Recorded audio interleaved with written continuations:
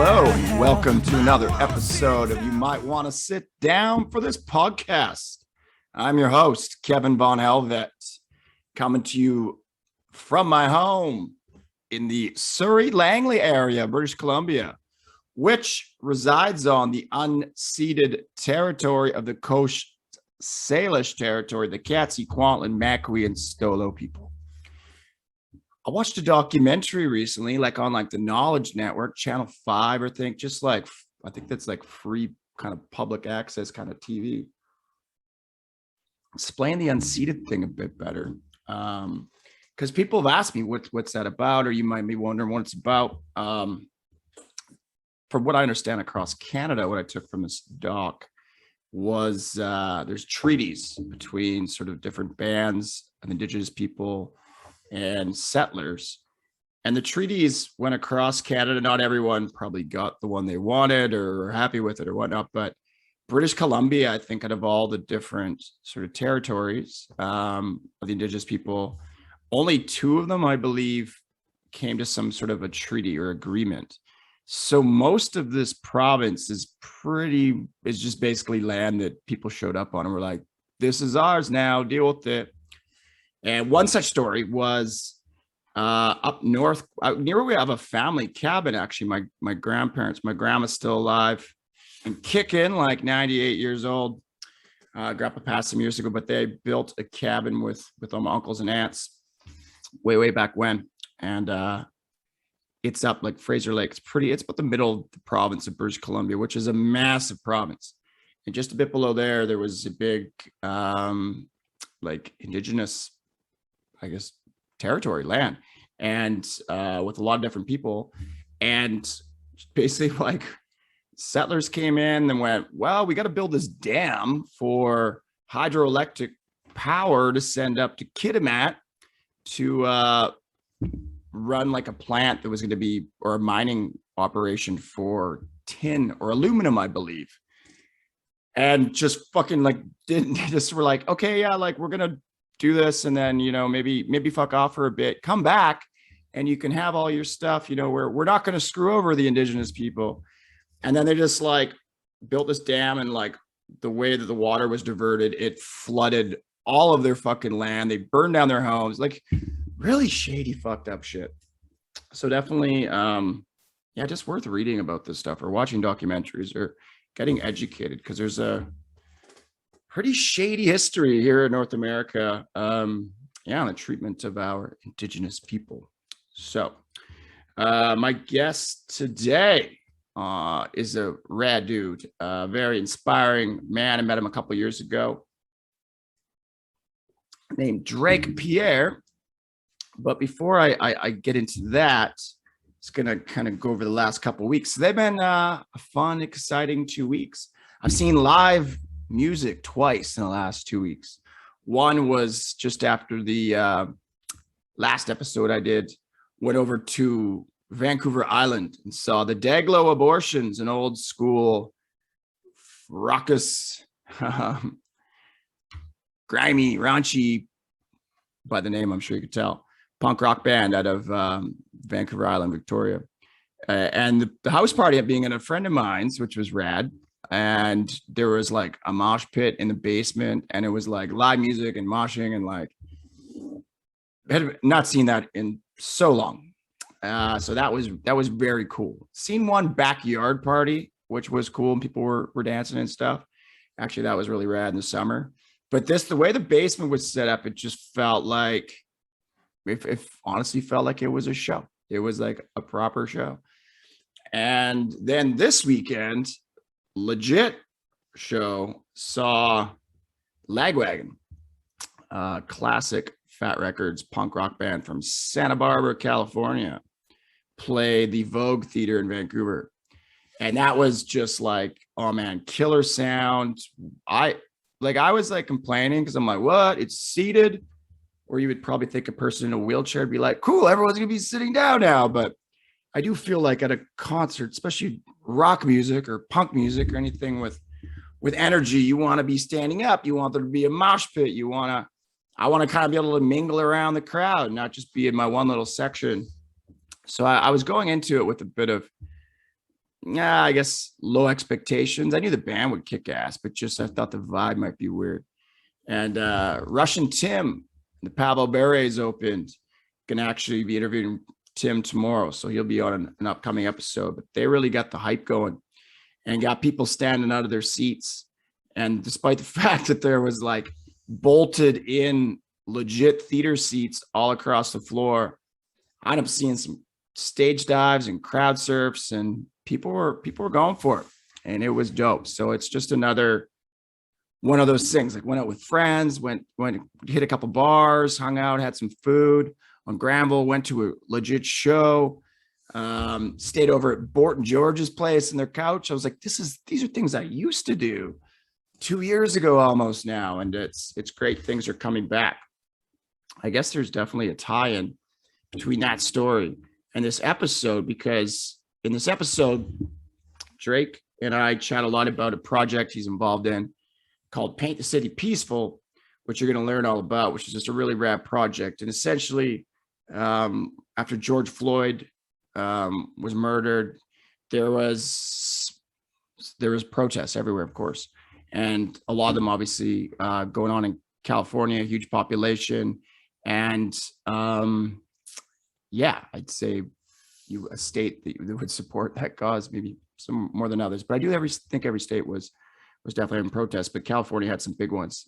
And Santa Monica, which is a pretty posh area, if you're not familiar, had big ones, and it ended up kind of turning kind of violent, and riots and looting, and which obviously was a small portion of the people who were there to do peaceful stuff. But the narrative kind of changed, and Drake and some friends, like they decided to change the narrative again, bring it back to something positive. So just a really cool story about social activism, and just in the face of adversity, or in the face of, I guess, sort of like being looked upon negatively, like taking that situation and turning it into something positive, and very selfless. So love this dude. Met him some years ago in California, actually right before the pandemic. And yeah, we're going to be doing some cool stuff together, like projects and that moving forward. But this was one I was stoked to get him on. So I think you will enjoy this episode, and Drake's take on just, I mean, like humanity and like love, and just the state of the world right now, and how to get to a better place of just togetherness versus the division. And obviously we talk about race, and he's a man who knows about it, man. He's a black man, so he's lived it.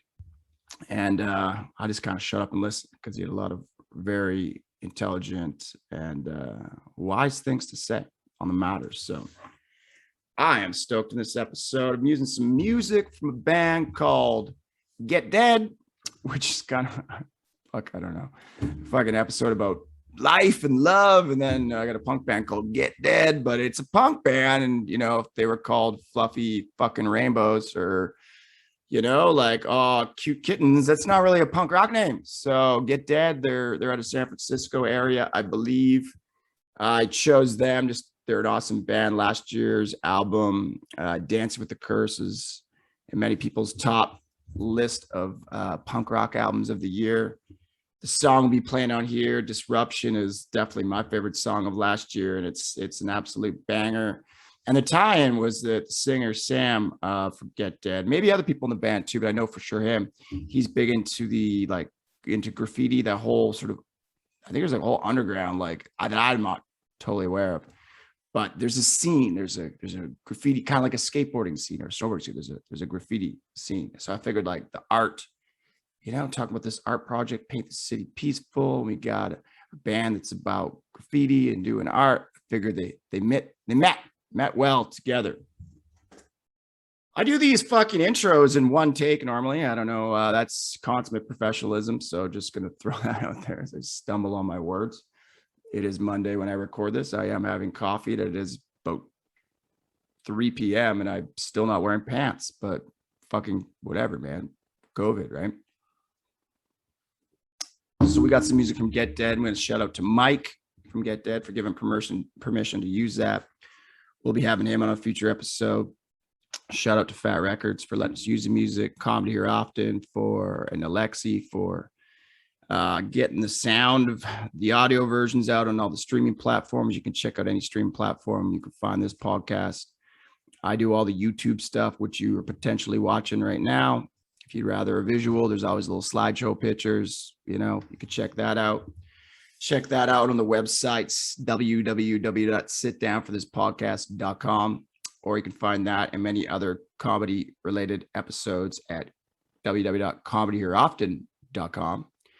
And follow on Instagram at Sit Down for This Podcast.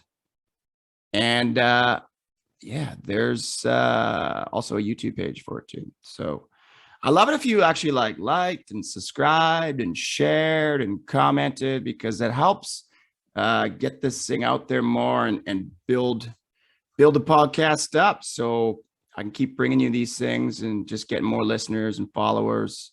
Obviously is the point. The more people are listening, hearing this, the better. So do that if you will. But right now, what I ask you to do is check out and enjoy this next episode coming to you with my man Drake, Pierre.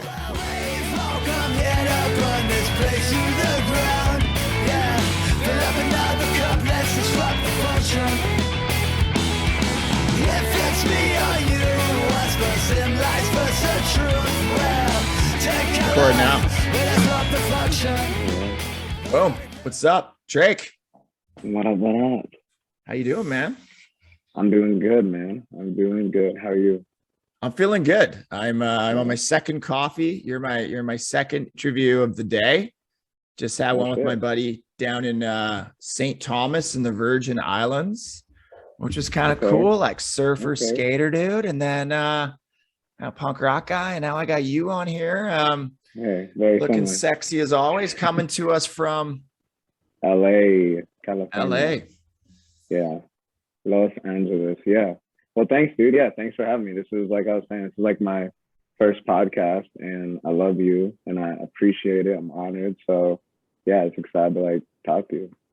Well, I'm happy that you're popping your podcast cherry on this one here with us. Thank you, man. I'll never forget you. Yes. Every podcast you'll compare looking back to this one, yeah. See how it goes. We'll see how it goes. Yeah, man. So how's things been going, dude? What have you been up to? Man, things are going. They're going good. I'm in LA, obviously. I'm doing still the film stuff with Trey. You remember Trey? He's actually the one who introduced us.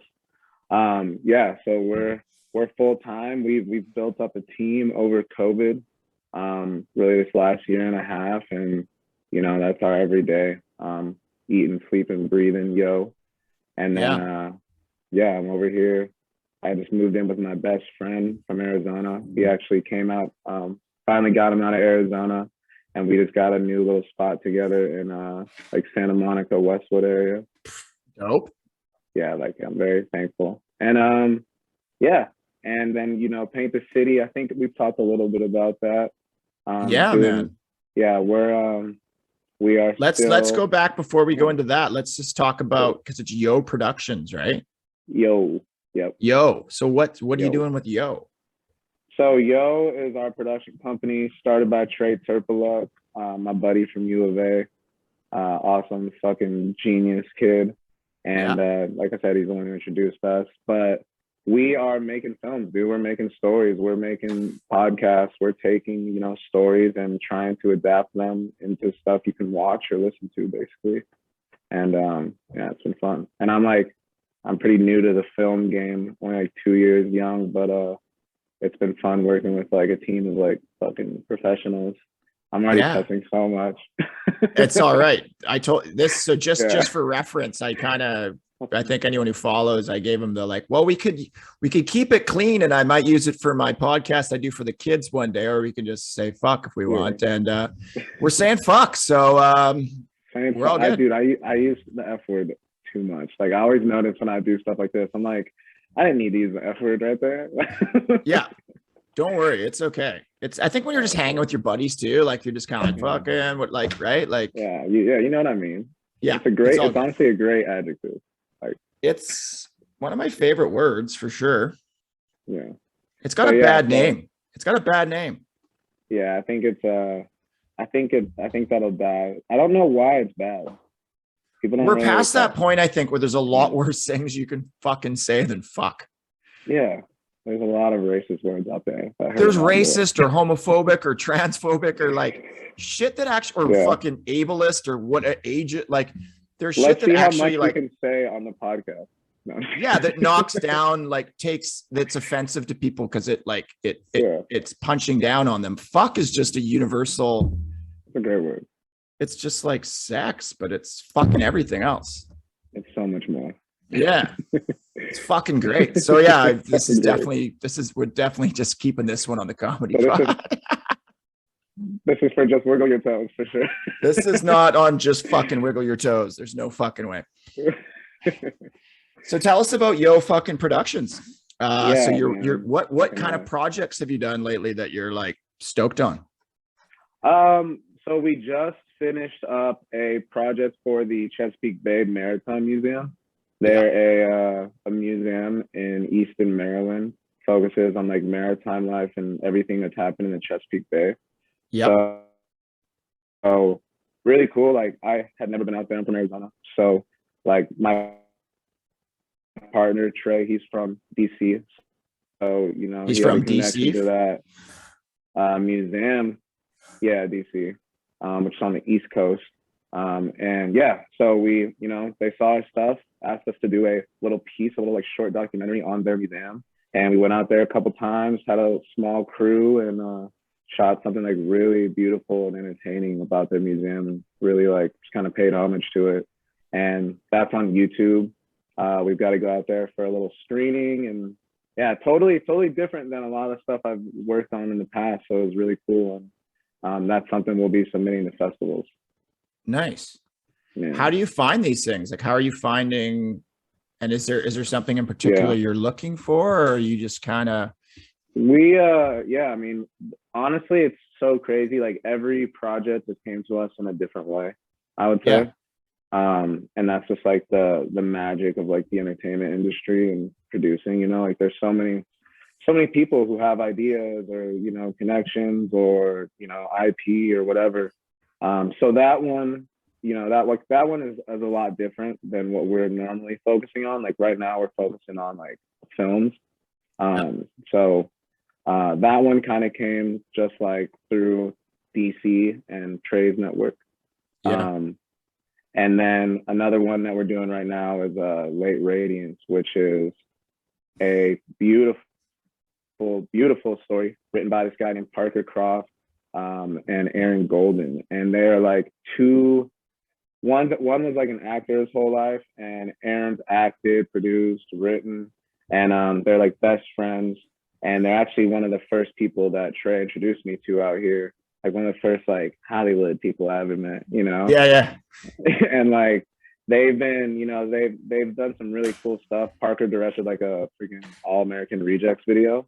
So he's like really like freaking beautiful, attention to detail, like director, like, you know what I'm saying, cinematographer.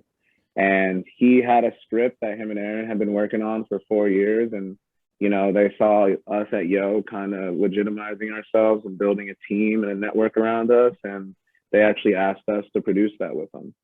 So that one, they actually came to us and was like, hey, like, we'd love you guys. We have this script. We'd love you guys to produce it. Like, what do you think?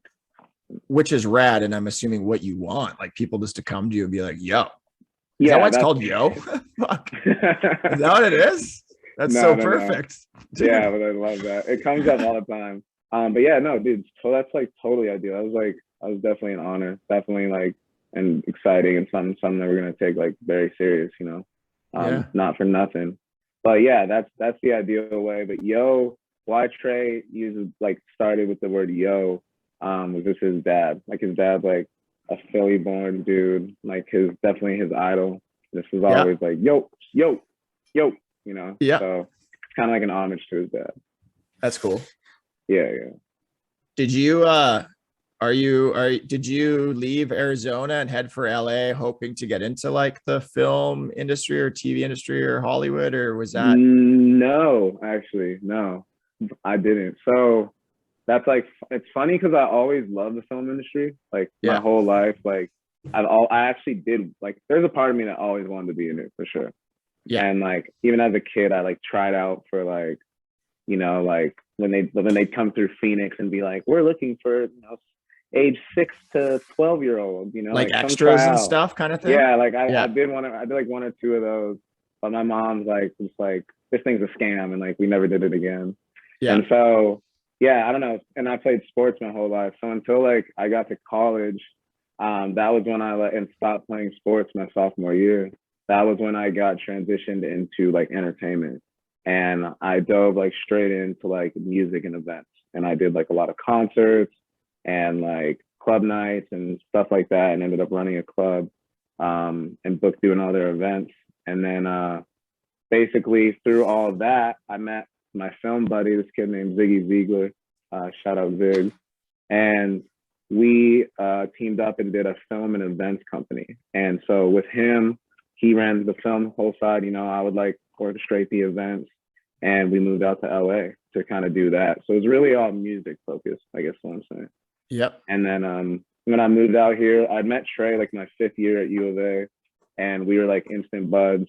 Just kind of like real recognize real type shit. And like he brought me onto a couple sets just randomly when I moved out to LA. He was just like, hey, like, I see what you're doing at these events. Like, I'm producing this short. Like, come kind of help do that type of shit over on this short.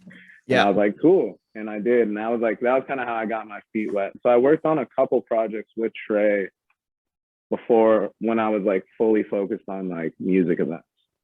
And then around March of 2021, when the world got put on pause, like 2 weeks before, like literally everything got shut down, I actually walked away from my film and events company, and was just like, I'm just like clean slate. I need to kind of like figure out exactly what I want to do, like realign with myself. And that's when Trey actually asked me to like come work with him full time at Yo. And there we go from there. And now I'm doing film. Yeah. Dude, that's so sick. Something that's came to my mind. So you're pretty young. I mean, at least compared to this old fart who's 42 over here.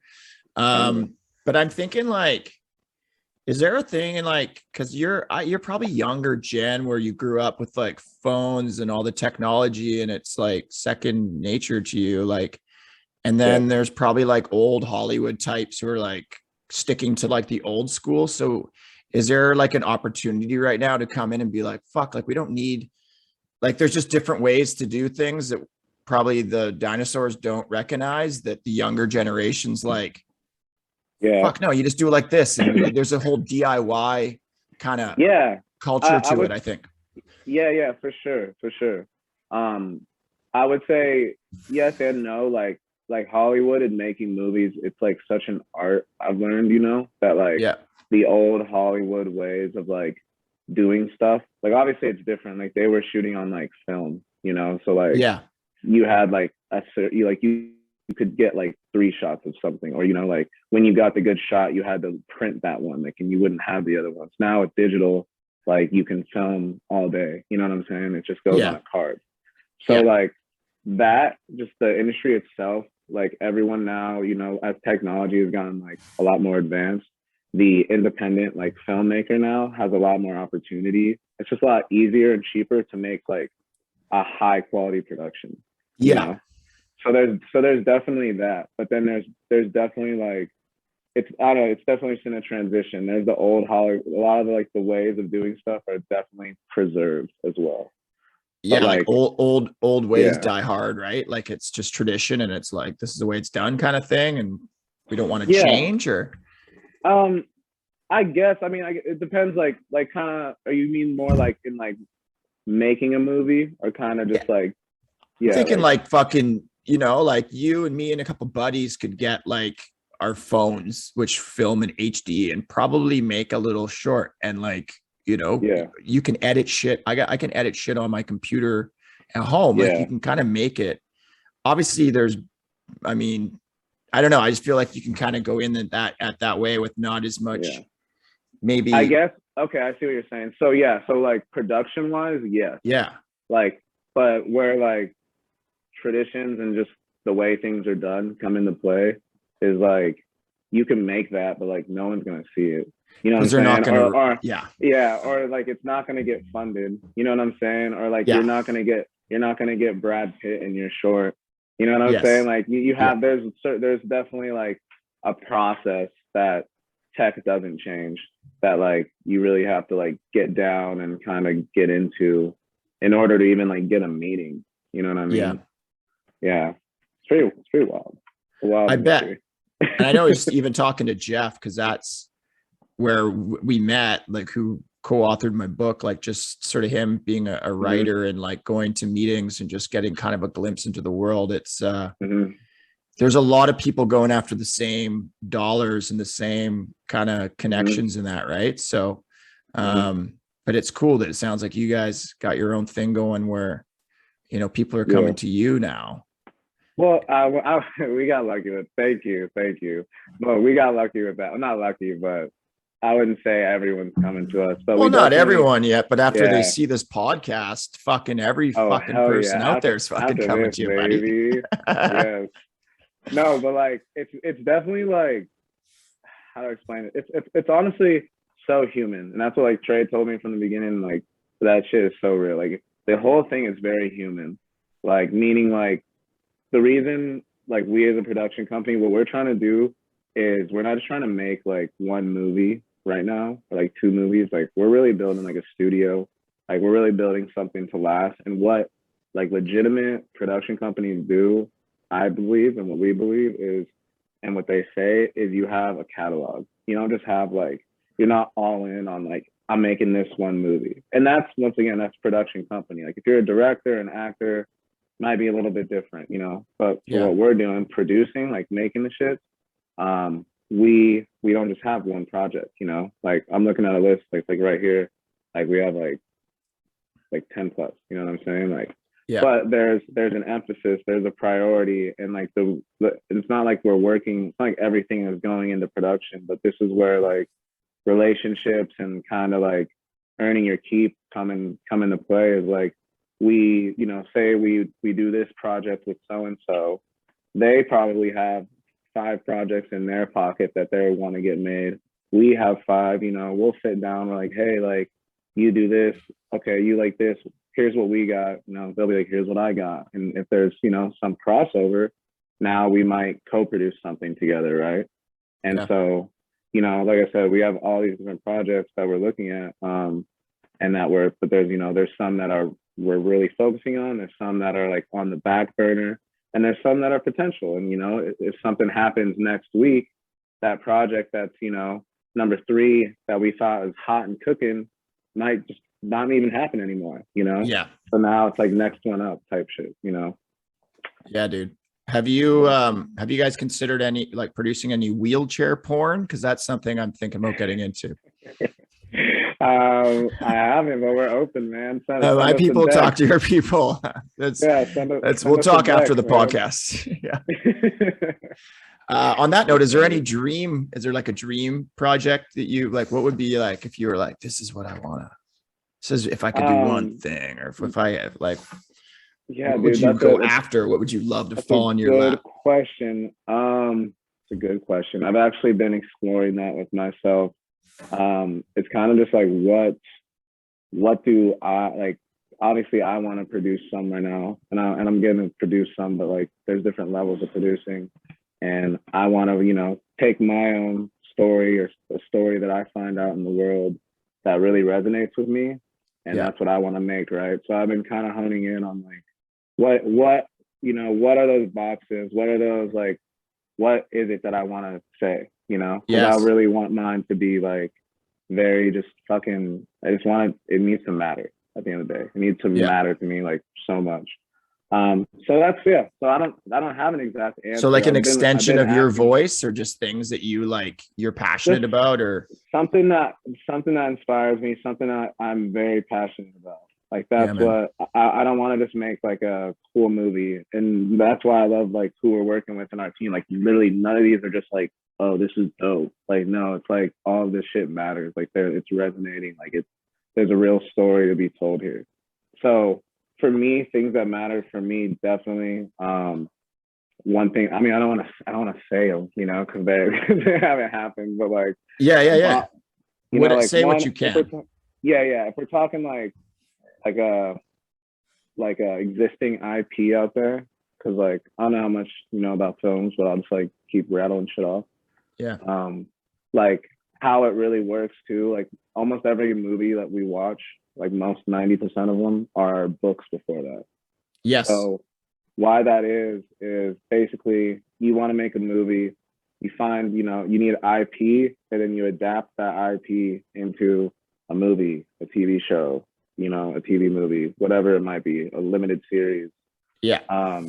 And so so you first have to get that IP, and then you can kind of do the next step. So one IP out there that I haven't seen that exists in the world is like the Bob Marley biopic, which I think would Yeah, be dude. amazing. Not just because the like music I love, like obviously like Black culture I love, and then also like what he did politically and socially. Like a lot of people don't know like about like what his like all we hear is like the classic like every little thing's gonna be all Yeah. right. One But that love. dude And was like everyone's like, that dude was oh, a such a good yeah. song by the campfire. But what's the message like No, behind you, yeah, man? dude, he was a like, dude, he was a socially like he was a leader. Like his songs are like were like revolutionary. Like They're that's like, why they're here, not just because they're like positive reggae, you know, yeah. like so that's something And I just want to shed light they're on. protest songs too and stuff, were they Yeah, not? Like they were, yeah. yeah. No, people don't. So here's like I don't know if you know this, but like Do people hey, don't do me know a like favor first. That you yeah. keep twirling, and I think that light behind Sorry, you gives you, yeah, like you're yeah. like, I can see you, I can't see you. There I we can, go. we're playing peekaboo right now. I'm so antsy. I'm like No, it's okay. I do it all the time. My fucking legs damn, always you know, spasm for some reason when I sit like here, and it looks like yeah. I'm playing with myself when I'm doing these interviews, but I'm just fixing my leg that's kicking and playing Getting with ready for myself. the Anyways, carry wheelchair on. porn. No, dude. So Bob Marley, right? And maybe I'll butcher this. I don't think so though. But so in Jamaica, like for example, Exodus, like that song, that album, like Yeah. he literally like exiled himself. Like it's not just like a song, you know what I'm saying? Like he Yeah. exiled himself from like his homeland and was like felt exiled. But so Bob Marley, there was like two political parties that were clashing in Jamaica. Okay. And Bob Marley set up like like a huge free concert in Jamaica. Okay. And it was supposed to be, and it was to unify both sides. Both sides tried to fucking be like, hey, you that huge party you're throwing for Jamaica, like we want all those votes. Like, Yeah. let us sponsor it. And he was like, no. And then the other side was like, let us sponsor it. And they were both clashing. So much so that they don't know who did it, but the night before the concert, Bob Marley's place got shot up by supposedly one of the political, you know, teams, affiliates, blah, blah, blah, blah. Yeah. Gets shot up. Like all these bullets sprayed. One of the girls in there, literally bullet like scrapes her head. Nobody Shit. dies. No one dies. Whole apartment sprayed up. Nobody dies.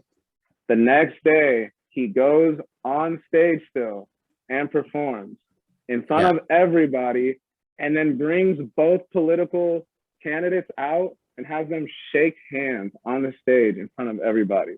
Like, Yeah. dude, like what? Like the power of music, like that is Yeah. crazy.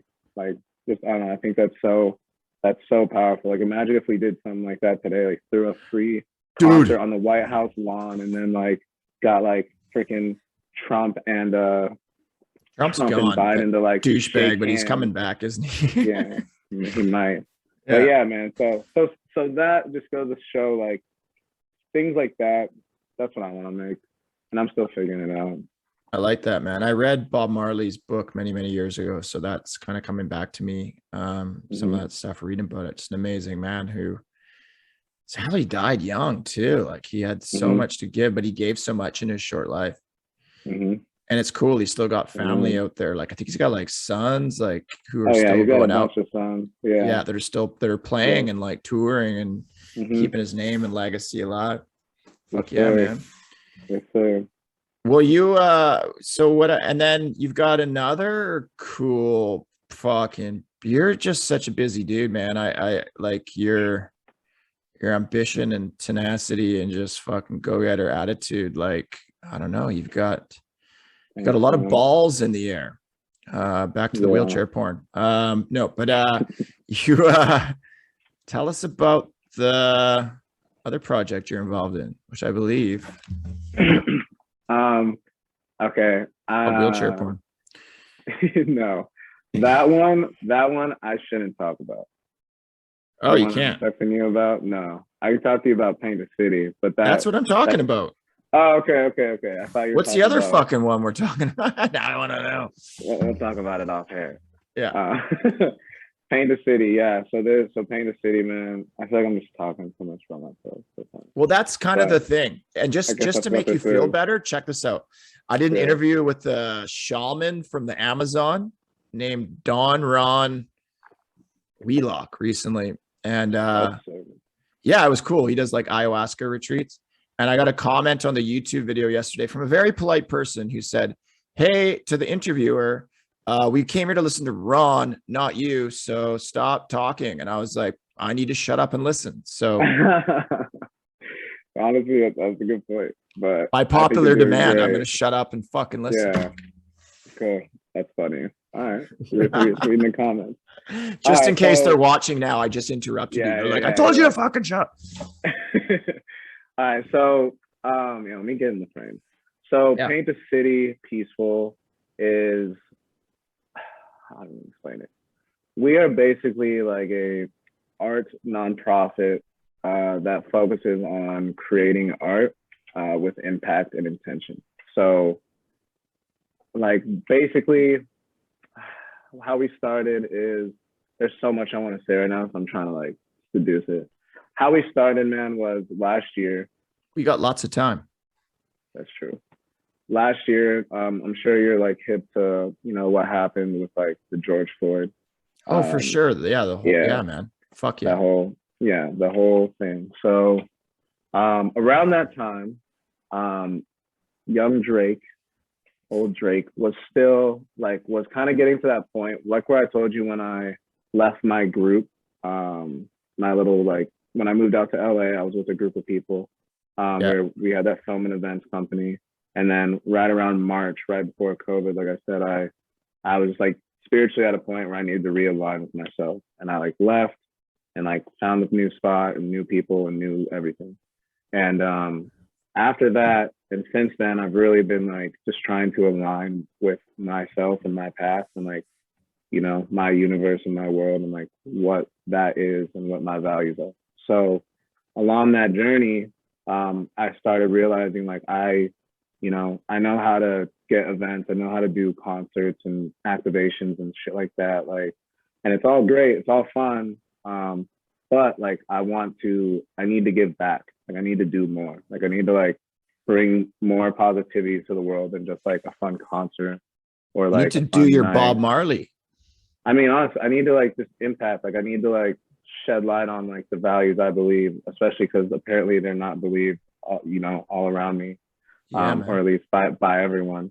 So when that shit happened, like that was kind of just like a tipping point, a boiling over point for me, where I was like, fuck, dude, like I know, like now I know, like I need to do something about this. So I had this idea to do like a virtual protest. Like I was just like, what can I do? What can I do? And then this girl that I had like got connected to out in LA actually, and just like we like did a couple of random projects together, and we're just like such vibes off that. She posted on Instagram, and she's like a white girl from like Chapel Hill, and she's like, hey, like I just got back from, I just got home to Santa Monica. She lives like right in downtown Santa Monica, and she's like I just got home and like everything's boarded up. Like Yeah. it's so sad, it's so dark. And that, if you remember, like with the George Floyd thing, in terms of the narrative of like how things were going and then how it got perceived and then what was to happen next. Yeah. Like, obviously he got killed, and then like there was a lot of peaceful protests, and then there was a lot of riots at the same time. Like, Yeah. and then it went from everyone being like, "Holy fuck, how could this happen?" to like, I'm like, "Holy shit, like black people are actually getting killed," and like, Yeah. and everyone posting the black box, which respect, like nothing like that had ever happened before. Like I remember being like, "Wow, this is big." Like everyone's Yeah. kind of like, whether it's the trend or not, like everyone. I knew that day, like everyone kind of gets it a little bit more now. It was And as COVID, and as a black person, man, did yeah. that were you like, fuck yeah? Like, was that like, oh I mean, I'm not like it's not like we won, but it's yeah, you're like not naive I, enough to think, well, okay, everything's fine now, or no, but we I'm are, some like of us, I am, or we are maybe like white people, but no, but it's like how I look at things, dude. Is that is a step in the right direction. Like people can get mad, and some people did get mad. They're like, oh, like just because you posted the black box, like blah blah blah. And it's like, dude, whatever. Like let everyone advance at their own pace. Like we need it now, but like I'm not gonna hate on that's positive that it yeah. was a trend. You know what I'm saying? Whatever. So I see that, right? So he gets killed. Everyone posts the black box. Peaceful protests happening. Then the riots start, and like then the looting starts, and Santa Monica of all places gets hit really bad. And then the narrative changes publicly to like okay, yeah, black people get killed, but you shouldn't loot. Like Yeah. it turned into this like it turned into like it just took away from like the positive change that was going to come out of this negative thing, because now there was this negative feeling attached to black people again. Yeah. And like and so that's what's happening right now. Everything's boarded up, so now it's like, damn, like black people are getting killed, like why are they looting though? And it's all dark, and like and they can't go shopping, can't go business. Oh, it's because the black people rioted. Like, so I'm just like saying it how I kind of think it is. No, I But want you to say it, yeah, man. Fuck yeah, and dude. so like that happened. And so Lee, like I said, beautiful idea, comes home. Like she was like gone for a week, comes home like a week after, like 3 days after, like this is all, it like cools down, and sees all these wood panels boarded up, and it's like, these are blank canvases. Like this can be this, but it can also be this. We're gonna change the narrative. We're gonna do a peaceful painting of this city of Santa Monica. Like, and that's what started, literally like paint the city peaceful. And within like, so I immediately saw that. I was like, yes, like this is exactly what I'm thinking. Like, Yeah. let me get in on this. Like, and I did. And she brought on this amazing dude, Spencer and Sheena. And they run this like print shop called Graphico, and they do like all the graphics and like signage and stuff like that and like activations for like festivals, like EDC and shit. What's And so you keep saying activation? What's activation? and activation, that's fine. That's Sorry. the second time I've been asked that. I need to stop saying that. Like people know that. Well, but people, if you don't understand, just ask, because then we can know. Yeah. Yeah. It's a good word to know, because you're at them all the time. And activation is Yeah. just like if you see like a Coors Light, freaking like 2 Coors Light girls. Yeah, if you go to a bar and there's like all this Coors Light stuff going on for the soccer game, for the football game, like, Yeah. or you see like Hennessy, like they do a brand, they're at a store and they're doing like, you could shoot the basketball and win like a Hennessy tee, anywhere you see like a brand outside of like the store just buying it, you know what I'm saying? Yeah. Like that's an activation, because what you do is like a brand. If I'm launching like, like this new drink in Canada, we need you guys to know about it. So we'll do an activation at the Comedy Store, and like everyone gets free this night, and it's we book Kevin Brooks and freaking whoever, and it's brought to you by McDonald's. You know what I'm saying? Yes. Like those are activations. Okay. So yeah, we see this all the time. People just don't know the name. All the time. I'd probably be like, that's a promo event or something, what I'd probably call it. But the technical term is an activation. An activation, because you're activating a market. Yeah, man. With this event. But yeah, so he does that shit, makes it all. So he got brought on board. I got brought on board to do the stuff I do. It's just like logistics and media, basically. So I hired on like a videographer, photographer, a little press team. And yeah, we like painted the city, and like the day of got the mayor of downtown like to approve it, and like had like firefighters, cops, kids, Black people, white people, Mexican, gay, straight, everything, like just painting over all these boarded windows and all this like loving signs. And it was a super peaceful, like genuinely the most beautiful day, at least of that year, one that I will genuinely never forget for my entire life. Cool. And so now we try to recreate spaces like that while coupling it with, you know, impactful art. So another thing we did was like with the Beverly Center, they're a huge mall retail center. And they had this huge, like this corner of 3rd and La Cienega, which was like a huge intersection. They had like 16 windows. Yeah. 16 windows. and and they reached out to us, like, we love what you guys did there. Like, do something like that here. And we got like 8 artists from all over LA, all different everything, and got them to paint virtually whatever they wanted that reflected their voice and how they felt at the time. And this was in like November of last year. And so yeah, that's kind of our intent, right? Is socially impactful and intentional art, and kind of curating spaces to be peaceful, and you talk and fucking have conversations, like challenging conversations, but to also like to use art kind of as that vehicle. It's so healing, but it's so expressive too, you know? It is. And I think in all like aspects of art, whether it's a painting or you're talking about Bob Marley music, or like film, or like even like comedy, all that stuff, it's a way to get hopefully a positive message out, or like to bring people together through a medium. And I think when you look at like fucking the old, where like a mall, like a big mall, or like a big, they're just ugly. There's nothing, they are blank canvases. I'd rather look at some fucking cool painting or something, you know, some art, and definitely if it has a message, than just some. And it's so part of the culture in LA too, you know. It's like, well, graffiti, like, I would think, right? Graffiti, like, yeah. But now like muraling, like there's so many buildings. There's this other like amazing organization out here that we've like partnered with. They're called Beautify Earth. And they literally like, they started with just like beautifying like Lincoln Boulevard, just like a main road.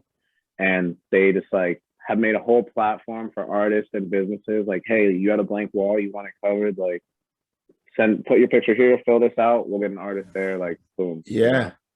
And it's like, it's just a cool thing, man. And it's like I said, I never done like art, you know, like I've done like arts and, you know, crafts, but I've never like, I don't know, it just really like, it's a powerful thing. And it's like, and it's very, people need to speak, you know, like people have something to say right now.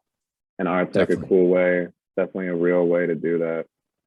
Yeah. And I wonder, like, I feel like I don't know a lot about the sort of like graffiti, I guess it would be culture or world or whatever, but I feel like it's almost like old school skateboarding, like that people just kind of like trash it, and they like dismiss it as being like, just like fucking illegal or something. But you're probably giving a legitimate like work or purpose to people who are really talented, maybe or otherwise dismissed or like looked at as fucking hooligans because they're fucking graffiti. Yeah, it's great it's great. Like all of us love to support artists. Like we love to support creatives. Like that's all I work with really, is like creatives. So I love to support creatives. I'm a creative, like support me, you know. Like, support Drake. But no, but like for real, like that's one of our favorite things about it, dude, is just like giving artists, amplifying their voice, right? Like there's another artist we started working with, Corey Maddie. She's like fucking awesome. Fuck. And no fucking words. And she has like, you know, she has like some art that'll like make you think, and it's like fucking like powerful, you know, like, and she has a whole brand around it. She's called like the LA Hope Dealer, you know. So there's that's rad. We're not like nothing new. But what we're trying to do is partner on like make a space, but then also partner these artists with like things that haven't been partnered with before, or that are pretty tough to partner with, because we all come from that kind of background. So like the Beverly Center is obviously one of them. You know, they're a huge retail building with like all the fucking, you know, all the Louis, the Dolce, all those, every expensive brand that you can Yeah, is imagine. that in Beverly Hills or close It's to? it's close, but it's on the border of like Santa Monica and Beverly Hills, kind of. Yeah, So but it's pretty not a posh. place, pretty posh, pretty Yeah, posh. yeah, It's a nice spot. But now, like, and this is what we're talking about, it's like creating connections. So like us by them reaching out to us, shout out the lady Jackie Plaza. She runs it over there, and she's the one who like is really kicking down the door and was like pushing all of this forward, because at this point, like, to ignore all that stuff is, it's just, it's fraudulent. You know what I'm saying? Like, yeah. so she was the lady who was like, we're gonna say something. Like, they have this whole kind of community first initiative. And so she reached out to her community, and that was us. And we reached out to our artist community.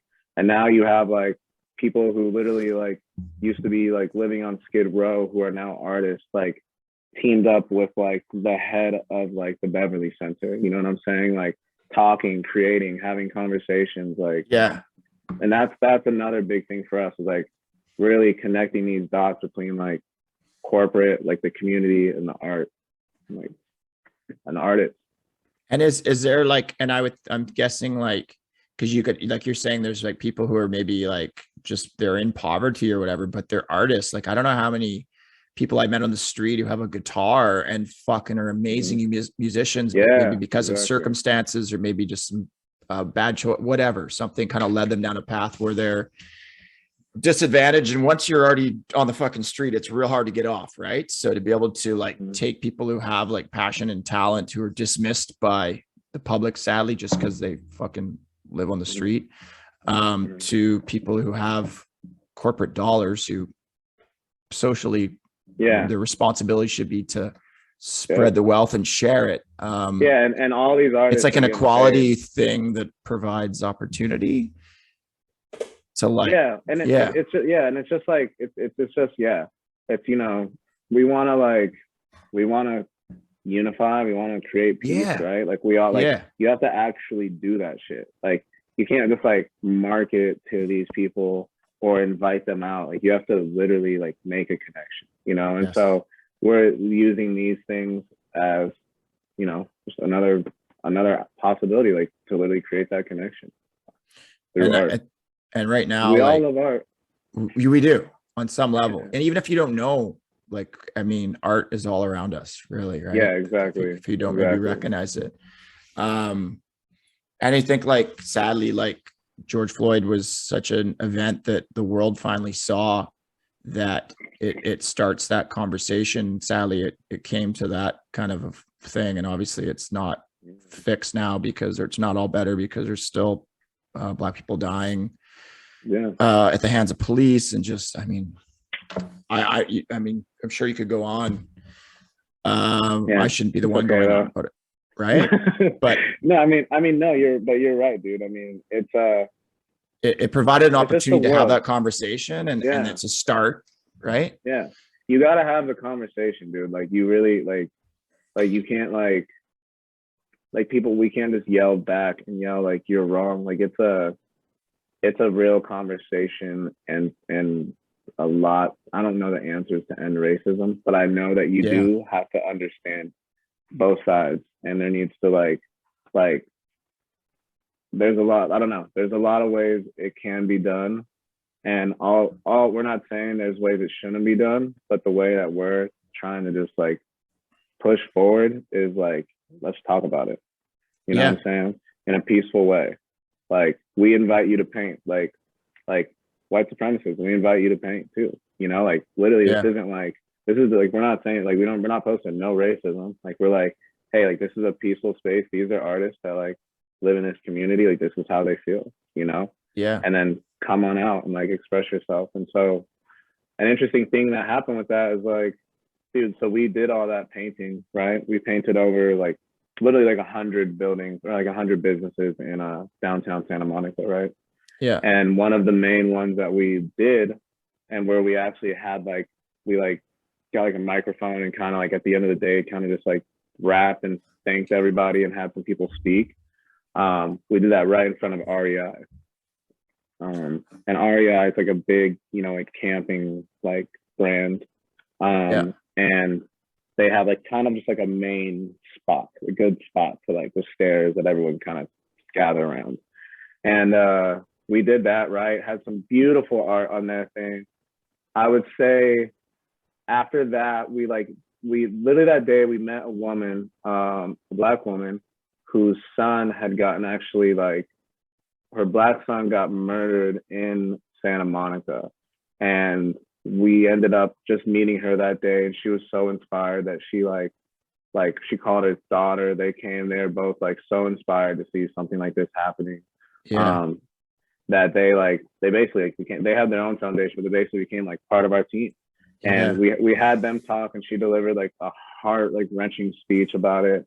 And then, you know, we ended up like being like donating, not donating, like dedicating the wall, right, that we were all at to her son Cliff.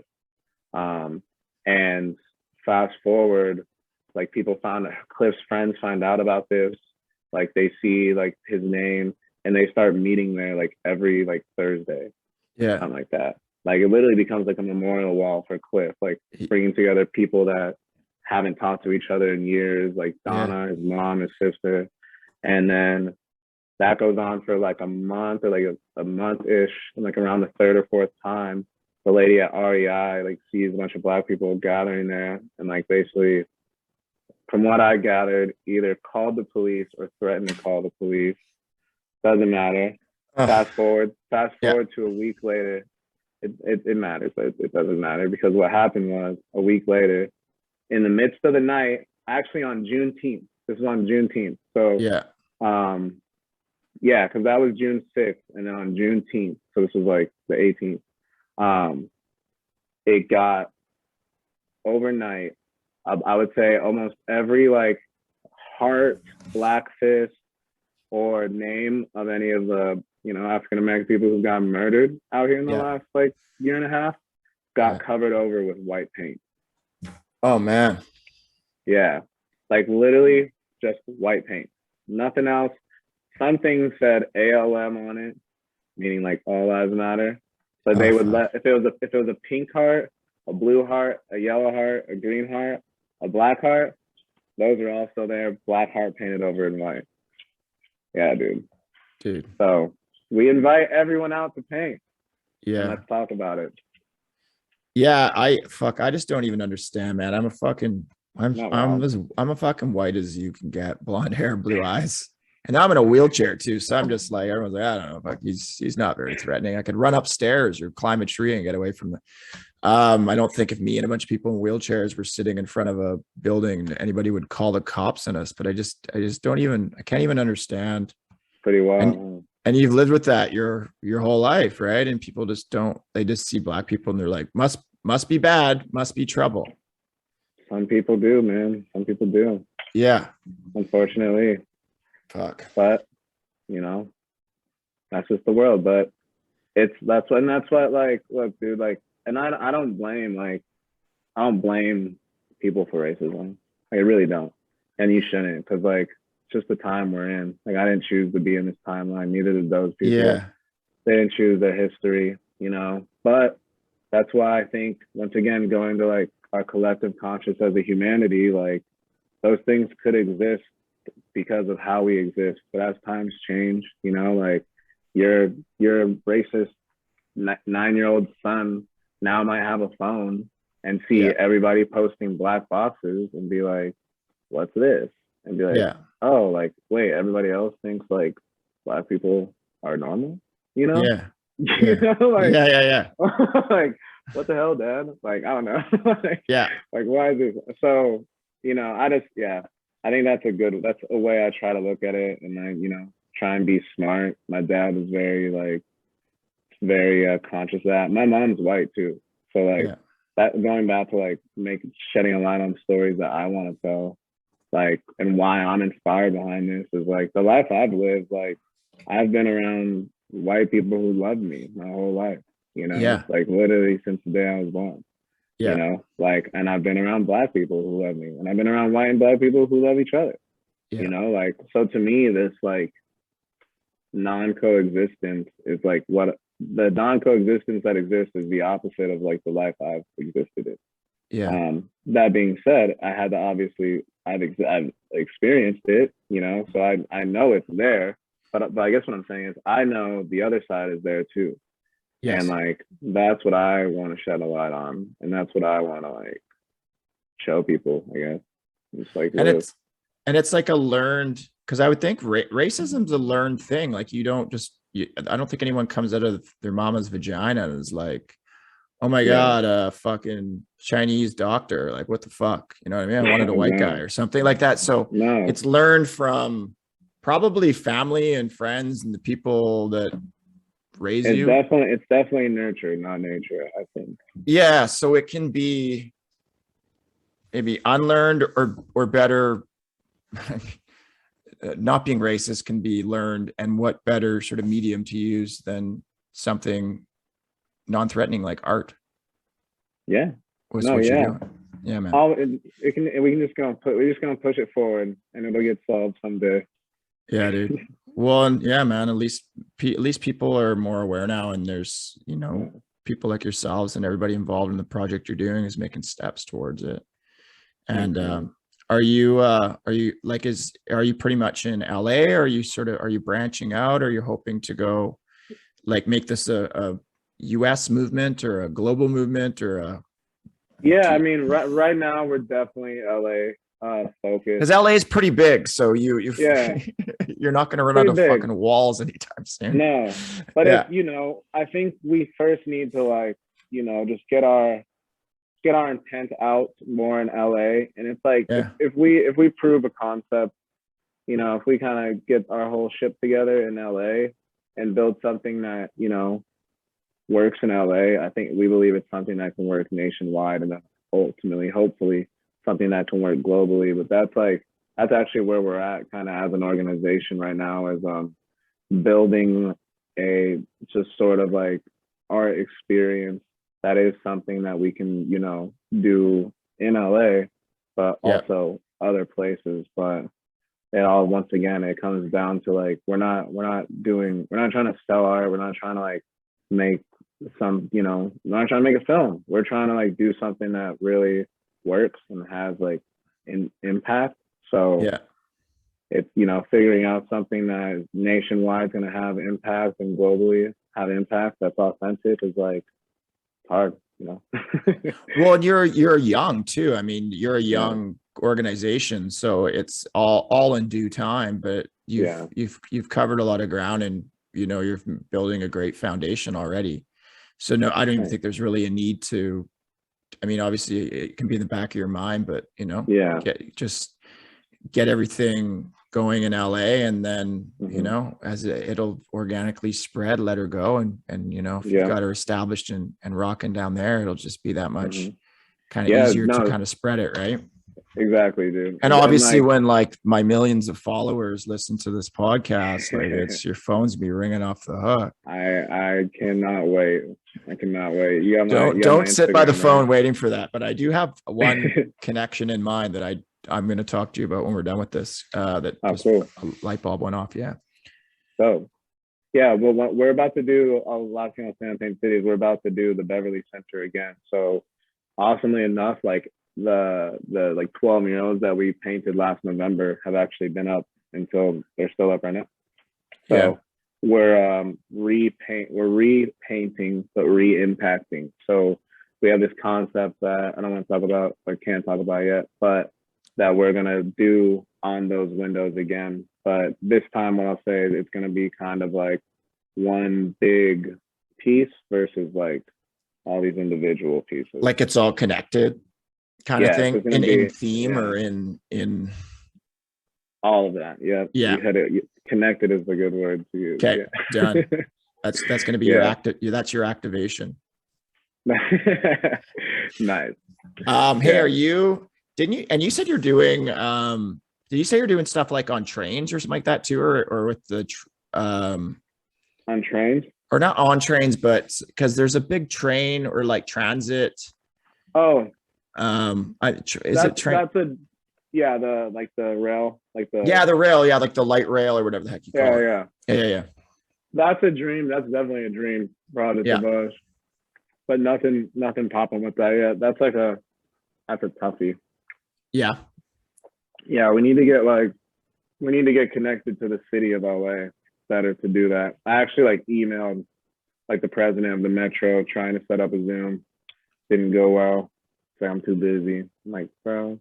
But I didn't. But I kept it really casual because I didn't want to reach out on behalf of like Paint the City yet. But yeah, dude, I'd love to do that.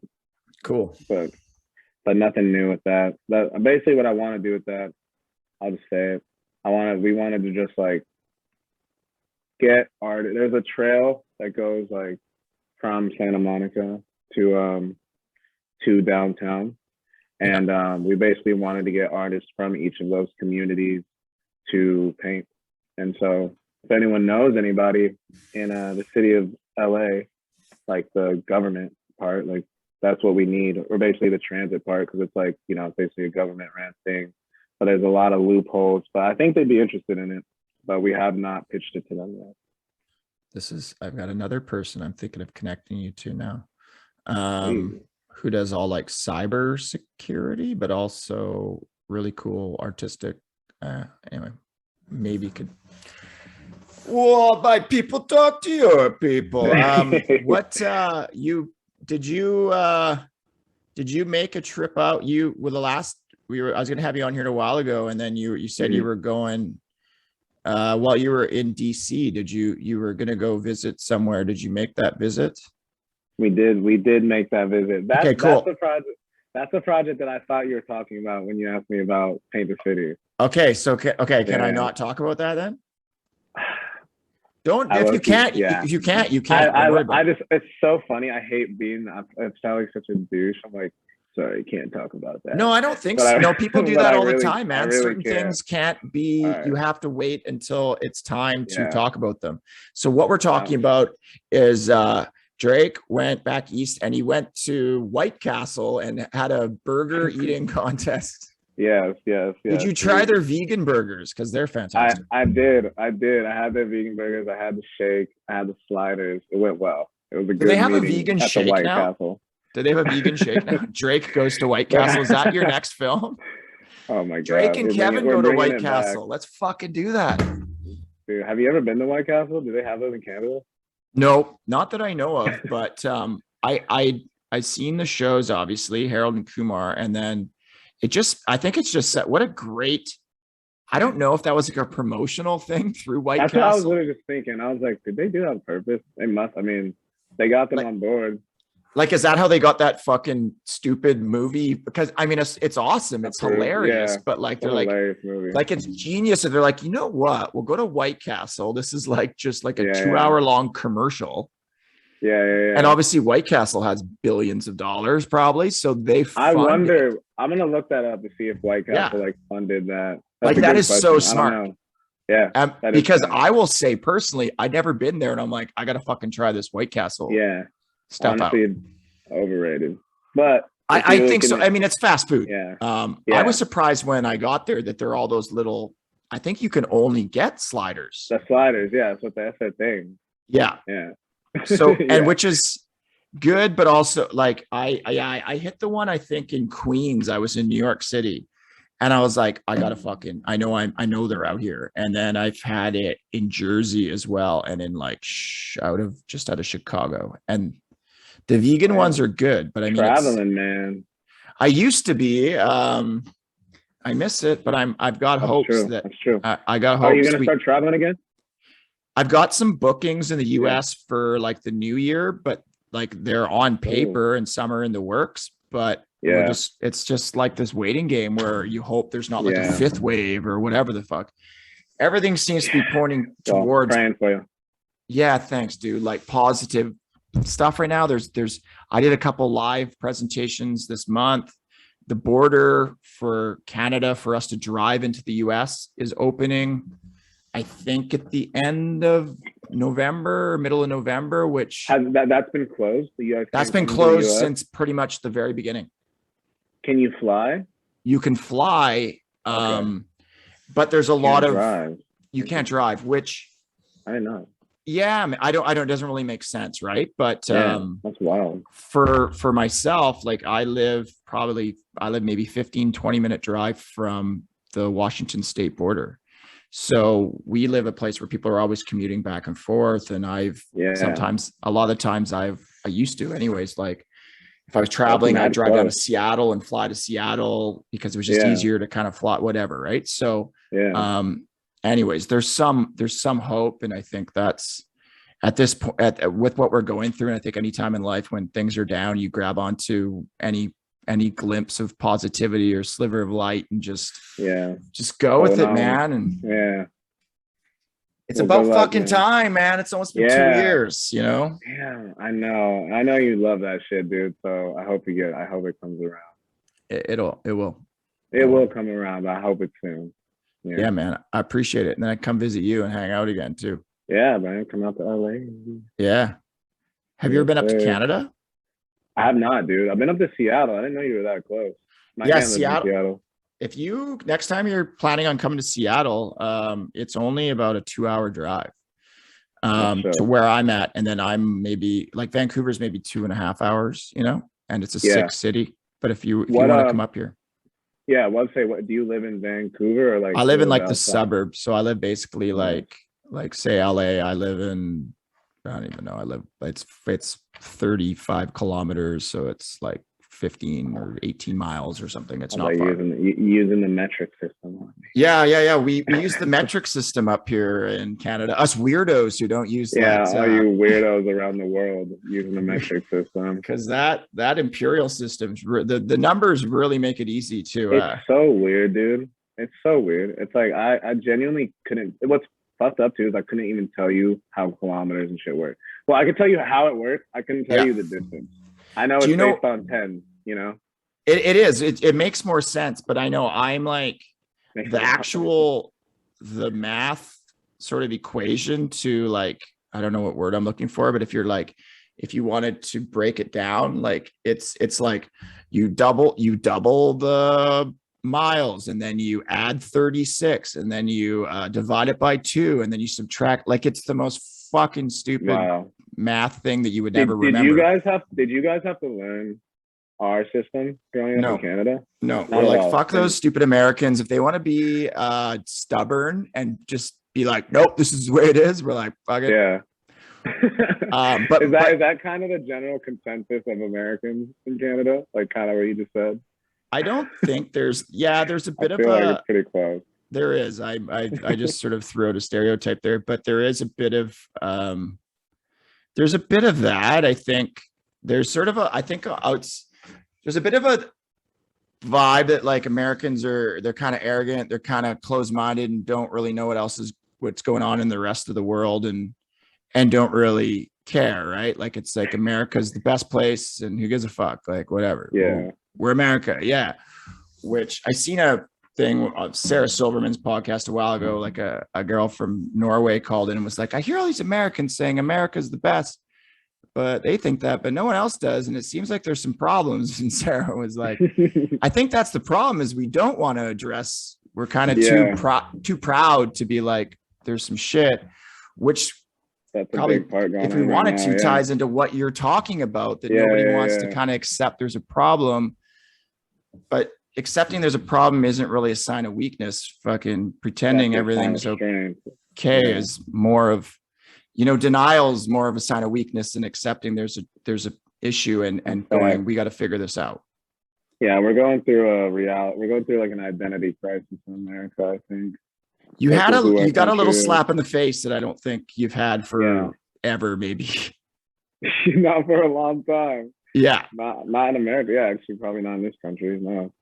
And I think like it's interesting too, like because I travel America so much and have so many American friends yourself all over that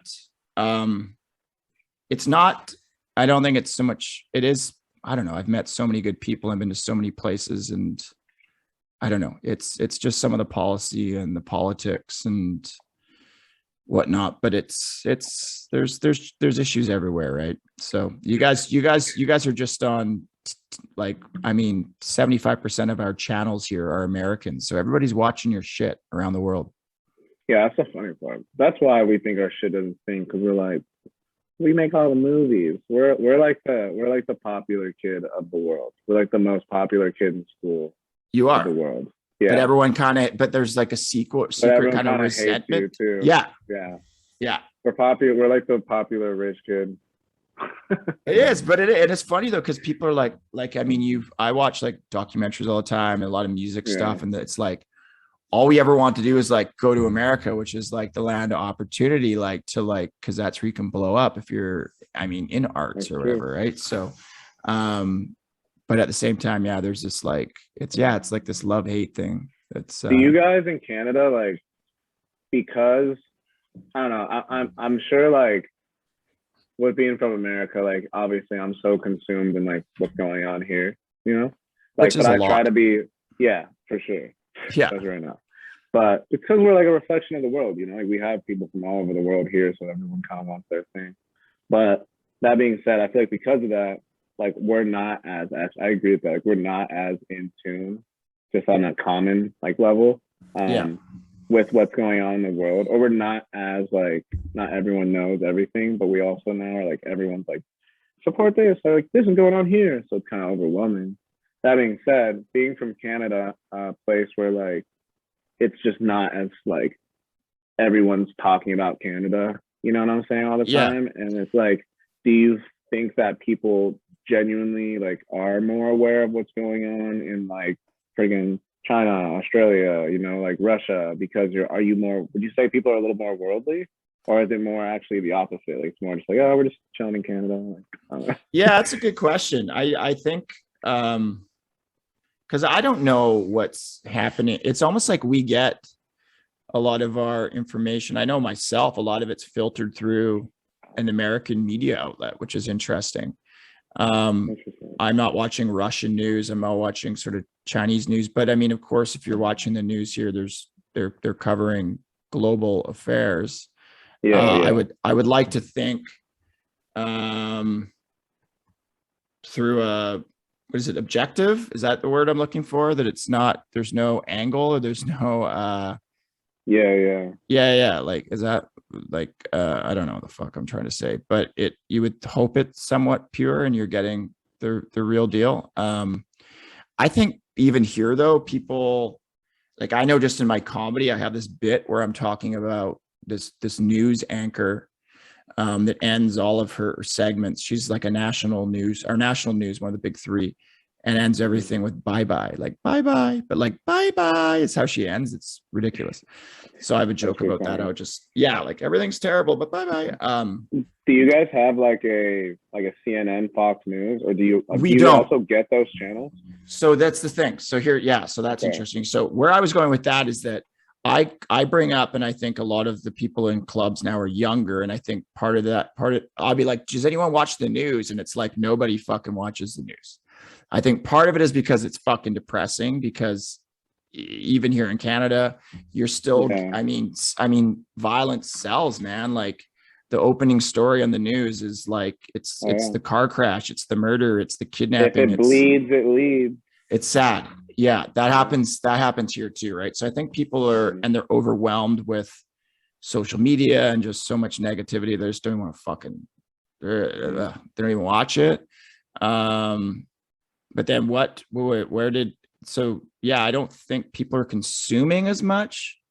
I was asking, like, do you have like CNN and Fox? Oh yeah. And I was thinking about that the other day, which is a great question. So we have CNN, but you know, what's funny? Like, I don't know. Like when I got my cable package, I didn't go, I want CNN, and I didn't go, I don't want Fox. But if I was going to choose between one or the other, I would have chose fucking CNN. But I also see CNN's very one-sided as well, I mean, I'm with their side a lot of the time. I think Fox is for fucking kooks and it's fucked. But I think that attitude of just not listening to the other side doesn't really help either, if you're not at least having the conversation. They're both toxic, dude. 100%. Yes. Yeah, they both have an agenda. They both have an agenda. And the fact that both sides are battling, it's hard to like come to terms or like a compromise when you're both just always trying to fucking shit on the other one or fuck up the other one. Everyone's always got on their defense, right? Yeah. That's so you're saying like, that's funny though, through your like cable, they gave you CNN but not Fox. Yes. That's interesting. And I don't think, what's the other one? MSNBC. I don't think I have that either. Yeah. But I do have CNN. But definitely here, like, you know, when there's like if there's a school shooting in America, or there's something really tragic like that happens, for fucking days, like, if you put on CNN, that's all they cover. Yeah. 100%. And you're inundated with that. There's no the news channels here that are like 24/7. It's not like that. Like they will obviously talk about it. Yeah, I think, but they won't just focus nonstop. Everything else, we don't give a fuck. Yeah, this is the story, and we're gonna beat it to death, right? Ours is so bad, dude. It's just such like, literally, like, like no one I know. I mean, like, no one I hang out with, like, watches the news. You know what I mean? Like, and at this point now, it's literally like, dude, I don't know. Like, I watch it now, and it's like if sometimes I'll throw it on, and I guess this is like a joke. Like, literally, just because it's so like, for me now, it's so far from like reality, even though it's what's going on. Like that presentation and everything about it is like so far from reality and I think that's why I think our generation is just disconnected from it. Like, we're listening to podcasts like this and people talk like this, you know, like prime example, Joe Rogan's podcast, like number one thing, literally competing with, you know, MSNBC, CNN, like fucking Fox, and so there's like, you know, it goes back to kind of what we were saying with like how tech has helped the film industry. It's helped, you know, it's killing TV, because now, like, you know, with some money, like, I can make a TV show that you watch on your computer or your phone, anywhere, everywhere, versus like Fox or, you know, like Hulu, I guess now, or not Hulu, Fox or CNN, like, I guess you could get it on like Hulu or some shit, YouTube TV on your phone, but versus like 20 years ago, even, that was like the news. That was how you got the news. You know what I'm saying? Like, you sat in front of your TV and you watched CNN or Fox. You know what I'm saying? Or your local like Channel 3.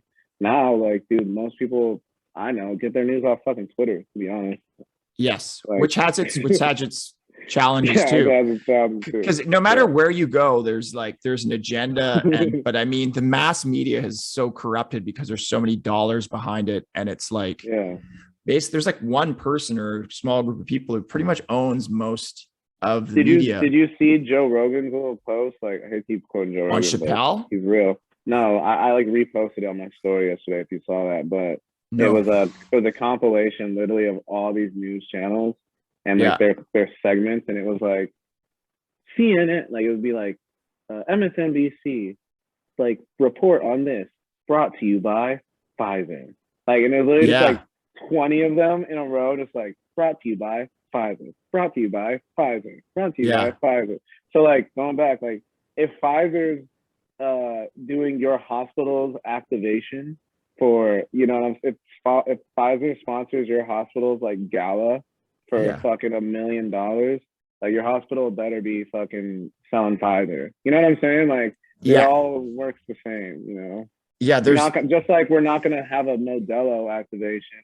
You better not be selling like Coors Light. You know what I'm saying? You better not be selling like Corona there. Like, no, like Modelo. Like, get those Coronas out of there. It's Pfizer. Like, get these anti-vaxxers out of here. Yes, there's sort of corporate influence in everything, and like the fact that it's medicine and stuff like that, and Pfizer's literally sponsoring our news. Conflict of interest has sort of gone out the fucking door, right? Like, it's like money talks. Yep, money influences what we talk about. Definitely. And I know, like, when watching, because I will say I'm guilty when some gnarly shit goes down the States, and definitely when the George Floyd thing happened. I mean, like, we were covering it a bit here in our media, but I would throw on CNN because that is my channel I have here. That's like that's a full ticker, right? Like, that's always going.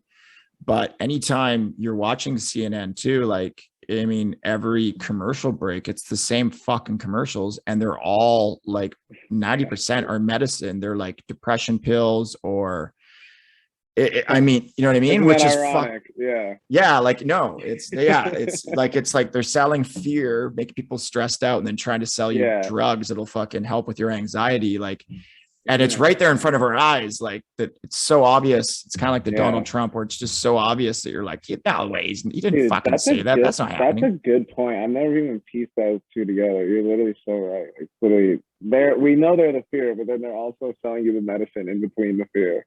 Totally. Yeah, it's like, yeah, That's man, crazy. Yeah. it's gnarly. It's super fucking gnarly. But yeah, I think I think it's hard when you're there. I know when I'm in America that if you just see it all the time. I remember one of the first times I was there too, just I was in like New York and I was in like a punk rock bar and I just started chatting with like younger people who I think were in university or something. And I was like, and I do follow American politics. And I think at the time it was Bush who I was like, oh, what a piece of shit. Or maybe I don't know what it was going on, but it wouldn't have been Obama, but because I was a fan of him, but it was, I don't even know. Maybe I was just something to do with just the politics there and just like, doesn't that Mhm. fucking bug you? Like, don't you? And they're just like it's almost like people are just kind of defeated where it's like, yeah, it's fucking sucks, but you know what? I can't Yeah. change it. So I just try to live my life and live my best That's and not let it that's kind of, fucking beat me yeah. down. It's kind of. I mean, yeah. You either, yeah. I would say that is a very common way a lot of people feel. It's just like, yeah, just live your life with fucking beautiful people who don't feel that way. But yeah, man, it all depends. Like that's yeah, it's a double-edged sword. You do that, but then like shit like this happens now, and now we're all back in the politics. Now we're all fucking scientists. Yeah. You know what I mean? Yeah. Like, Yes. so yeah, Yeah. like, that is true. Yeah, people definitely get, and that's also like a freedom. Like that's a what am I saying? That's like a very fortunate thing to be able to that's an American thing itself, to be able to like ignore your politics and be able to still live your life. You know what I'm saying? Like, Yes. crazy. Yeah. There's certain places, countries or whatever, where you like you can't just turn it off or you can't just escape the challenges that are going on around you. Exactly. Yeah. Fuck yeah. Yeah. So yeah, we've hit some tough topics today. Yeah, dude. I was thinking that we covered a lot of stuff. Like Some real shit. well, fucking my last dude was fun too. We were just talking about surfing and fucking the fucking tropics. Now, I mean, you're covering like real life stuff, which is why I wanted to have you on here, man.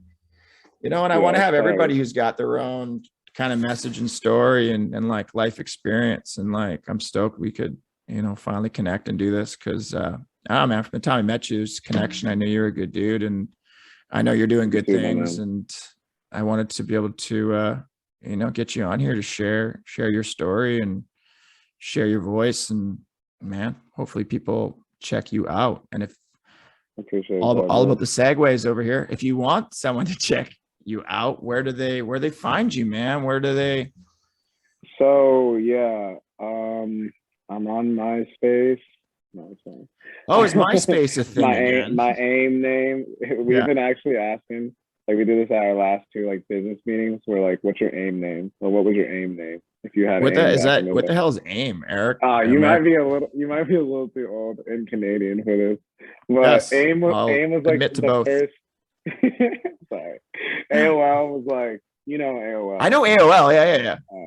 So AOL was AOL's instant messenger, and this was like Snapchat at my time, but you couldn't. It was just how you talk to people outside of class. Like you could go on a computer and instant message your friends. So it was like AIM. If you ever heard of AIM or like AOL, it does sound familiar. But did you ever have? Wasn't there one called MSN? MSN. I think they had it too, but AIM was the one. AIM was literally everyone had like AIMs because it was like literally in like third grade, you go home if you got like getting a girl's number, but you could get their AIM, you could talk to them on the computer for your 1 hour when you got home. Yeah.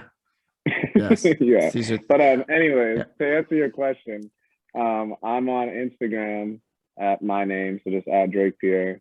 And you can find and Paint the City on Instagram, Paint the City Peaceful and Yo Production Co. And then we got websites too.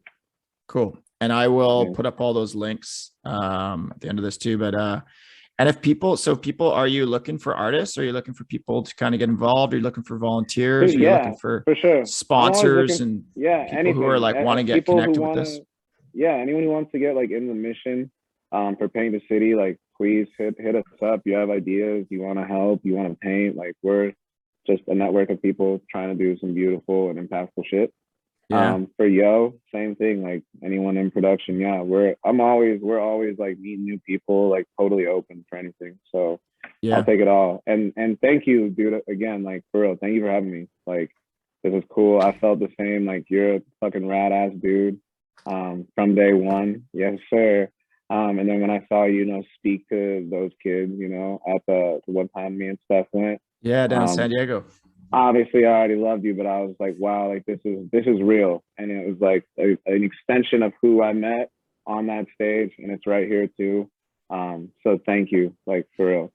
Thank you, it man. was fun. Yeah, man. And I want to support you in any way. So I feel the same. Let me know.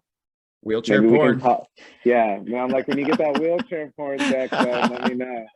No, but for real, and maybe we can talk whenever about like maybe we can just help you with like some production. I was thinking that, but I didn't want to like Yeah. start like pitching fucking shit to you on my podcast. Like, No, you're all of a good. sudden, like, hey Hit me man, up. do you want to do like a project where like, hey, like, Hit me up. For we'll real, press talk to me. end and then we'll continue this conversation in private. Okay. But yeah, thank you, Kev. This was fucking awesome. And Thank you, Jerry. I hope all the Just Wiggle Your Toes kids like this one. Okay. Yeah, there's gonna be too much editing to take to bleep all the fucks. But the good thing is, me and you are gonna do another one of these once I have that one up and do one just for the kiddos. There we go. Okay, dude. All right, my guy. Much Take love. care. Thank you. Later, bro. Right off the bat, you got me feeling away. For real, I don't know what to say. It still seems to be bugging me. Yeah, I love that fucking noise. Most cats are so back at the starting gate waiting on someone to say it's okay, hard to run a race when you don't even have your laces on. Pause for a second. Look at the beast basking in radiation. These nerds deserve to step off a curb and meet metal more impatient. I'm sorry, my bad. Sometimes I just spaz, get lost in my head and start lashing out like a built-in stepdad. Some scars you can see, but others you can't. The deeper the darker poison in the water, not one of us ever really stood a chance.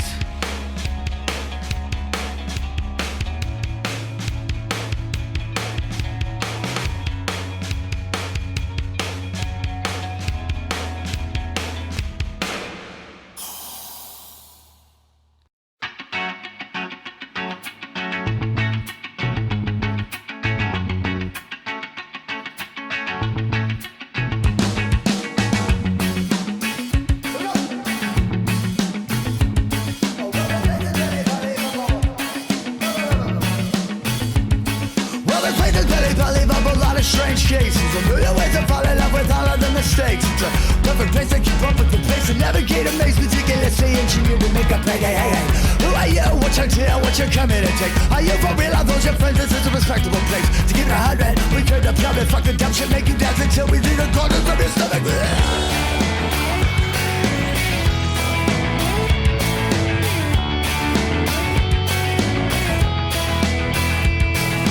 Papa's got a brand new bag of powder just to keep it raw. Mama keeps a lookout for the whiskey shots and Johnny Law. To all my hooligans in this polluted room, my friend the time has finally come to show won't matter what's up to the dip. Catch a beating, catch a feeling, catch a kiss, catch a go. Moving like catch we keep it moving like DiCaprio. Behavior thuggish, shaded to love it, underground or above it. Everybody's gonna get dead, run around. We've all come here to burn this place to the ground. Yeah, fill up another cup, let's disrupt the function.